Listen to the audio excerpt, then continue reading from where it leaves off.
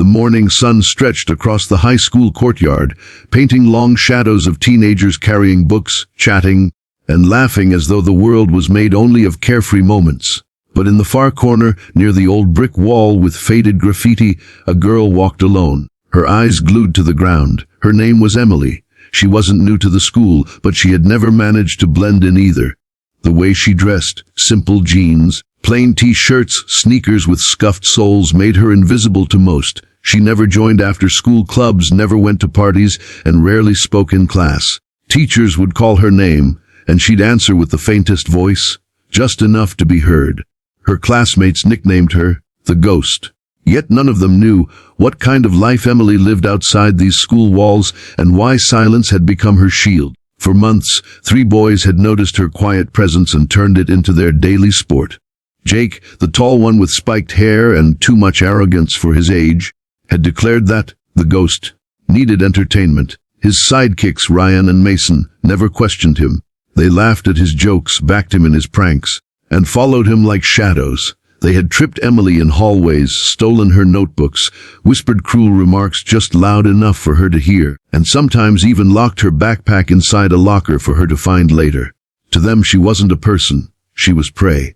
Emily endured everything in silence. She'd pick up her books with trembling hands, keep her gaze down, and walk away as though nothing happened. But behind her calm mask was a storm nobody could see. Every word, every shove, every mocking laugh scratched at old scars she carried deep inside.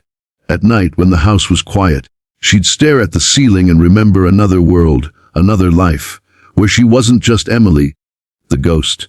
She remembered her father's voice, the way he used to drill commands into her when she was younger, when she was just 12 years old and already learning discipline, endurance, and combat. Her father had been a soldier, a decorated veteran who believed the world was cruel, and one day Emily might have to defend herself. While other kids learned ballet or swimming, Emily was learning survival tactics in her backyard, push-ups until her arms shook, running in the rain, memorizing escape routes, defensive holds, and yes, how to disable an opponent twice her size. She hadn't touched that part of her life in years. Since her father passed away suddenly 2 years ago, Emily had chosen to bury that soldier's daughter inside her. She wanted peace, quiet, and to vanish in a world that had already taken too much. But fate had a way of digging up what you tried hardest to bury. That day in the hallway, things escalated. The bell had just rung, students were spilling out of class, and Emily was heading to her locker when Jake spotted her. He smirked and nudged Ryan. "Watch this." They moved quickly, cornering her by the lockers before she had a chance to slip away. "Hey, Ghost," Jake sneered, blocking her path. "Don't you ever get tired of haunting the hallways?" His voice carried, and a few students slowed down, sensing trouble. Emily clutched her books tighter, her face pale but her eyes steady. She didn't answer. Mason leaned in, grinning. "What's in the bag? Ha, secrets? Or maybe love letters?